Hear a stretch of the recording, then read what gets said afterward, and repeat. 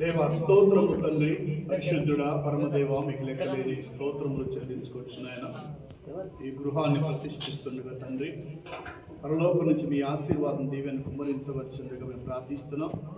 మరి ఒకసారి ప్రభా నీ కుమారుడు లాజరును బట్టి వందనాలు, కుటుంబం బట్టి వందనాలు, వారికి ఇచ్చిన కుమారుని బట్టి వందనాలు. మా దేవానికి స్తోత్రం. ఈ భూమి మీద అనేక విషయాల్లో ప్రభు ఆశీర్వదించబడటకు సహాయం చేయండి.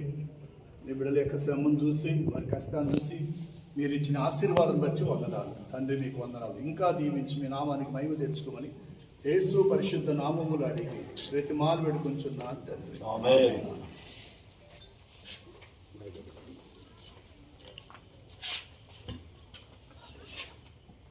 తండ్రి యొక్కయు కుమారుని యొక్కయు పరిశుద్ధాత్మ నామమున ప్రతిష్ఠిస్తున్నాను. చెప్పండి కూడా మంది. హల్లెలూయా హల్లెలూయా.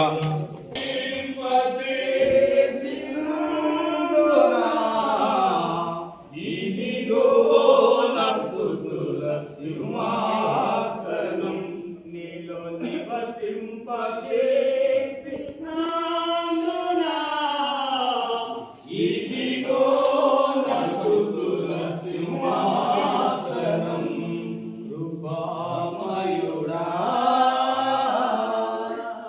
హల్లెలూయా.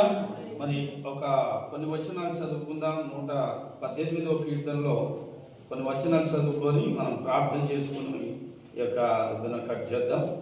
యెహోవా దయాళుడు, ఆయన కృప నిరంతరం నిల్చును. ఆయనకు కృతజ్ఞతాస్తుతులు చెల్లించుడి. ఆయన కృప నిరంతరం నిల్చునని ఇజ్రాయేలు అందురుగాక. ఆయన కృప నిరంతరం నిల్చునని ఆరోను వంశస్థులు అందురుగాక. ఆయన కృప నిరంతరం నిల్చునని యెహోవా యందు భయభక్తులు గలవారు అందురుగాక. ఆమేన్. పరమ తండ్రి, గొప్ప దేవా, మీకు స్తోత్రాలు, మీకు వందనాలు చెల్లిస్తున్నాం.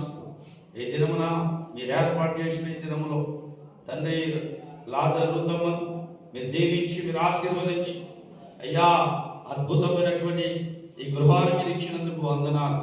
ఈ గృహము నాయన దీవెనకరంగా, ఆశీర్వాదకరంగా అనేకులకు నాయన ప్రభువా ఈ స్థలంలో అడుగుపెట్టగా గొప్ప కార్యాలు మీరు జరిగించండి, దీవించండి, ఆశీర్వదించమని ప్రార్థిస్తున్నాం. అయ్యా ఈ ఇంటిని మీరే అధిపతివై అయ్యా మీరే నడిపించి మీ నామానికి మహిమ తెచ్చుకోమని యేసయ్య నామంలో ప్రార్థన చేసి పెట్టుకుంటున్నాము తండ్రి. ఆమేన్.